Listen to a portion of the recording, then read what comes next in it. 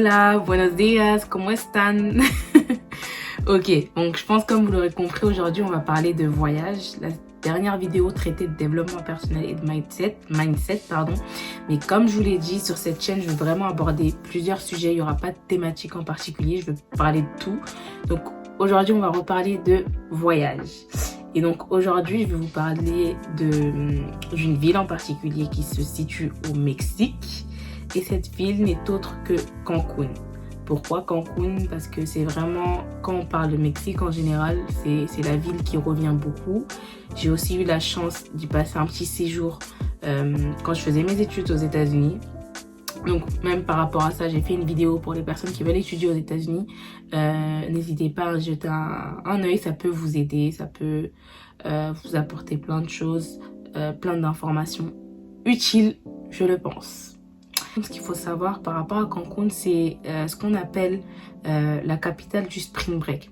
Donc pour vous expliquer, pour ceux qui ne connaissent pas ce que c'est que le Spring Break, en gros le Spring Break, c'est quelque chose de bien connu des étudiants américains. C'est tout simplement les vacances avant les examens finaux, donc les vacances de printemps. C'est l'équivalent des vacances de printemps en France, mais c'est vraiment un passage obligé dans la vie des étudiants américains.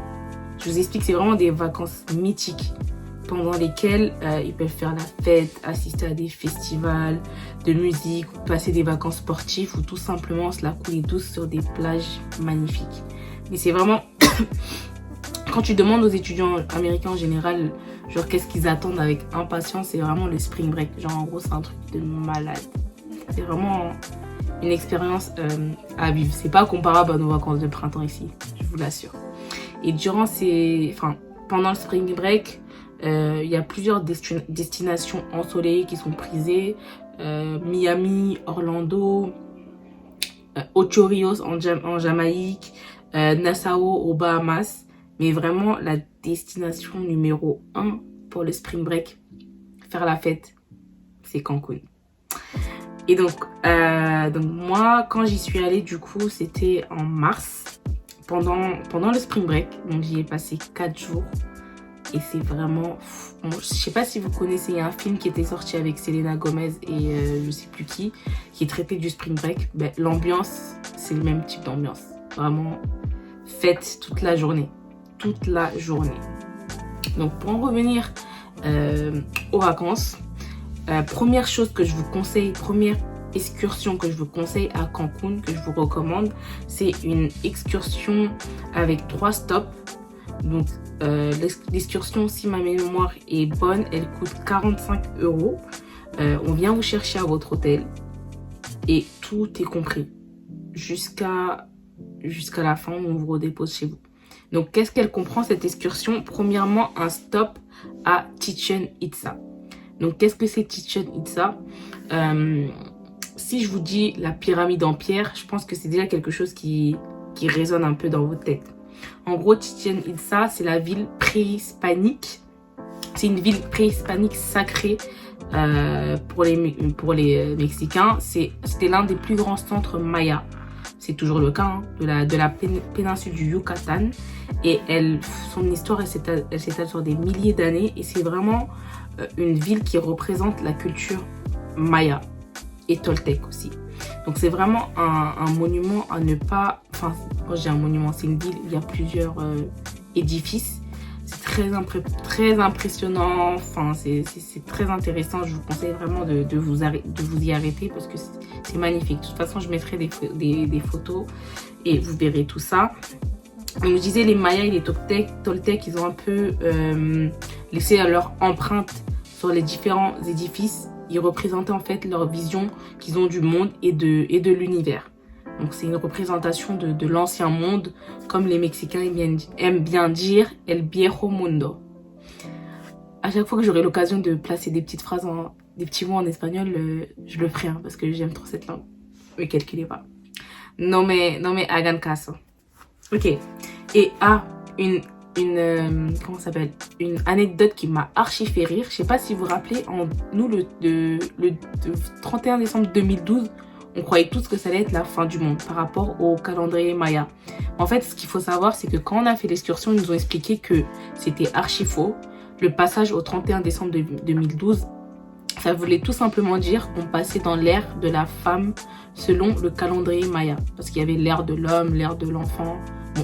Tout ce qu'il faut comprendre, c'est que à partir du 31 décembre 2012, on est juste passé à l'ère de la femme. C'est tout ce que ça a signifié. Donc voilà, franchement, c'est grave intéressant. Je vous recommande de prendre l'excursion déjà par rapport à Chichen Itza. Mais ensuite, on a eu un passage arrêté à Valladolid, je sais pas si je prononce bien. C'est la ville la plus ancienne de la péninsule du Yucatan. Donc il y a plusieurs cénotes, plusieurs ruines mayas. Il y a aussi des complexes hôteliers, mais c'est une ville qui a conservé en fait ses édifices et logements d'avant. Je sais pas si je l'ai bien dit. Et en gros, c'est bien si vous voulez vraiment vous rapprocher de la culture, rencontrer des locaux. Valladolid, c'est vraiment une ville à ne pas manquer. Et ce qui est bien aussi, c'est qu'au cours de cette excursion, on a pu s'arrêter à un endroit et assister à une cérémonie chamane. Donc ça, je vous invite à vous renseigner là-dessus. C'est hyper intéressant. Mais voilà, à faire attention. Mais c'est intéressant.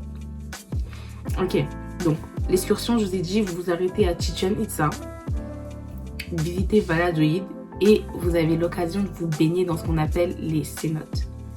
Les cénotes, c'est magnifique. C'est magnifique. En fait, les cénotes, pour vous expliquer, c'est des puits naturels. Donc, du point de vue des Mexicains, c'est des puits sacrés aussi.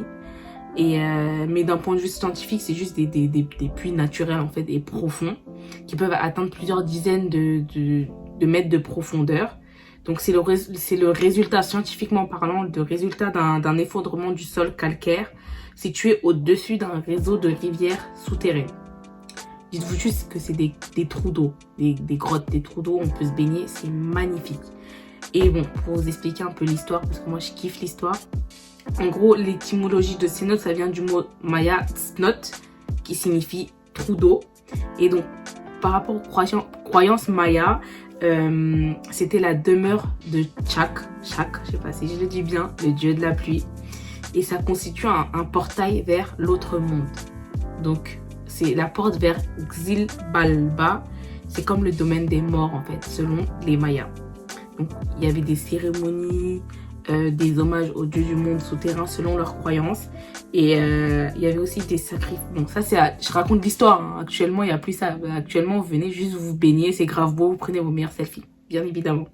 Et donc avant, il y avait des cérémonies avec des sacrifices humains. Donc c'est vraiment des lieux sacrés un peu partout. Vous en trouvez un peu partout au Mexique, les cénotes. Voilà, ils ont gardé aujourd'hui cette dimension religieuse, mais aujourd'hui c'est surtout touristique, c'est des beaux endroits pour se baigner. Donc voilà, je vous disais, l'excursion, 45 €, on vient vous chercher à l'hôtel, vous visitez Chichen Itza, Valladolid, vous vous baignez dans un cénote, vous mangez aussi, vous mangez bien et c'est compris dans le tarif. Vous prenez des magnifiques photos et on vous redépose à l'hôtel. Ça c'est vraiment une excursion à ne pas manquer selon moi. C'est grave intéressant, vous avez des guides qui parlent anglais, obligé, espagnol, por supuesto, et je crois qu'il y avait aussi portugais. En tout cas, moi, l'excursion que j'avais prise, il n'y avait pas de français, il n'y avait pas de guide français, malheureusement. Donc voilà par rapport à ça. Pour vous loger, je vous conseille vraiment de vous loger sur la zone hôtelière, la zona hotelier. Ah là, j'arrive pas à le dire. Pour se loger parce que vous êtes tout simplement à 2 pas des plages. Moi, j'avais pris un hôtel qui était dans le centre-ville. Donc bon, fallait prendre le bus ou un taxi. Ce qui n'est pas, franchement, c'est grave abordable. Mais c'est toujours mieux de se loger sur la zone hôtelière pour être directement sur les plages. Et c'est magnifique. Franchement, c'est grave beau. Vous avez des hôtels de malades. Bon, des hôtels chers aussi, mais des hôtels abordables. Vous pouvez en trouver largement. Autre chose à comprendre, c'est les plages. Les plages, elles sont magnifiques. L'eau, elle est bleue, turquoise. Et il y a plein de plages, franchement. Playa Delfines, Playa Tortugas, Playa Langosta, Playa Las Perlas. Il y a trop de plages. Je peux pas toutes les nommer. Là, je vous ai juste cité celles où j'ai où j'ai eu la chance d'aller me baigner, mais les plages sont magnifiques et il y en a plusieurs à voir. Autre type d'excursion que je vous recommande, il y a les îles, donc comme Cozumel, Islas Mujeres. Vous pouvez faire des petites escapades, faire de la plongée, des balades à cheval, des activités nautiques. Il y a aussi des belles plages sur ces îles-là, donc c'est vraiment des choses à faire et c'est aussi abordable. Donc, je vous recommande vraiment. La vie nocturne, vous savez que Cancun c'est pour faire la fête. Si tu vas là-bas, c'est pour faire la fête. Il y a plusieurs boîtes. Moi, celle que je vous recommande vraiment, moi qui ne suis pas une go des boîtes, mais voilà, je suis allée en vacances avec des copines. Il faut tout essayer dans la vie. Donc voilà, on m'a traîné en boîte et franchement, j'ai pas regretté cette boîte parce que c'était une boîte particulière qui s'appelle le Coco Bongo. Et ce qu'il faut savoir, c'est qu'en fait, il y avait des spectacles en même temps. Pendant que vous dansiez, en fait, il y avait aussi des spectacles avec des danseurs en l'air et tout. Franchement, c'était grave impressionnant, c'était grave bien. Ambiance de malade, tout style de musique. Il y en avait pour tous les goûts. Donc franchement, ça aussi, j'ai beaucoup aimé.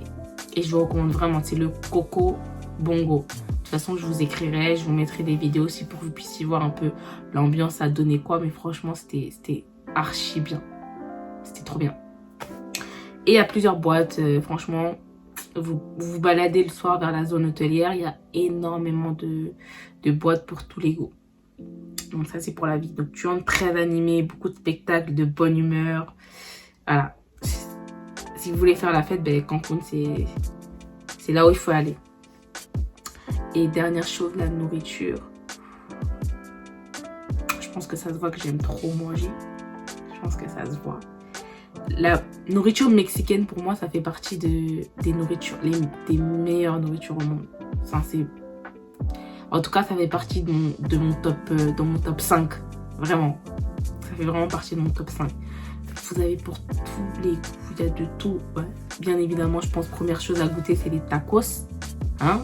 Faut vraiment goûter les tacos qui viennent du Mexique, les créateurs du tacos.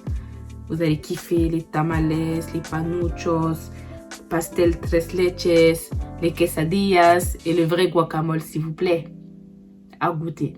Franchement, je ne vais pas vous citer toutes les nourritures, les empanadas aussi, donc il y a de tout et franchement, c'est trop bon.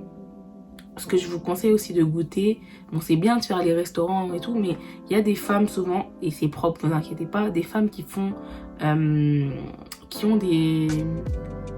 Comment je peux appeler ça? Vous voyez les gens qui ont des stands et tout, qui font de la nourriture, enfin qui ont les camions dehors, qui font de la nourriture et tout. Ben, allez goûter les locaux. Elles font vraiment la bonne nourriture, genre bien épicée, pour tous les goûts, que ce soit la viande carne, le poulet pollo. Tu peux manger de tout. Puedes comer de todo. Sérieusement, c'est trop bon. Franchement, la nourriture, trop bon. Donc voilà, ça c'était vraiment ce que je vous recommandais d'essayer si vous faisiez une petite escapade à Cancun. Voilà, après le Mexique c'est grand, il y a d'autres villes à voir. Tulum, que je n'ai pas encore fait mais qui est sur ma liste. Playa del Carmen, oui je crois que c'est ça, je sais pas si je le dis bien. Mais il y a plein de villes magnifiques, Acapulco, même la capitale Mexico, c'est trop beau. Donc, vous ne limitez pas à Cancun si vous avez la possibilité de voir plus. Sachant que je n'ai pas cité tout ce qu'il y avait à faire. Hein. Je vous ai vraiment dit ce que, selon moi, était bien de voir si vous faisiez une petite escapade à Cancun. Donc voilà, j'espère que la vidéo vous a plu. Je vous dis à très vite pour une prochaine vidéo et notre vie. Ciao!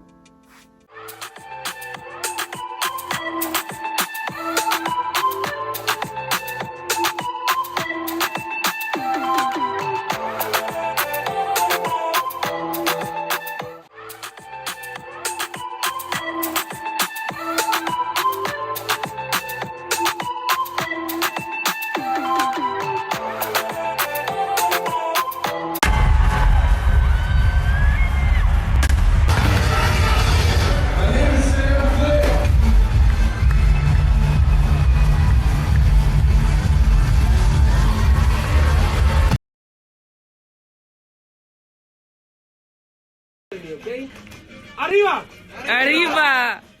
Creo que lo pueden hacer mejor. Ahí tienes la más fuerte. ¡Arriba! Arriba. ¡Abajo! Abajo. ¡Al centro! Al centro. ¡Movimiento! Movimiento.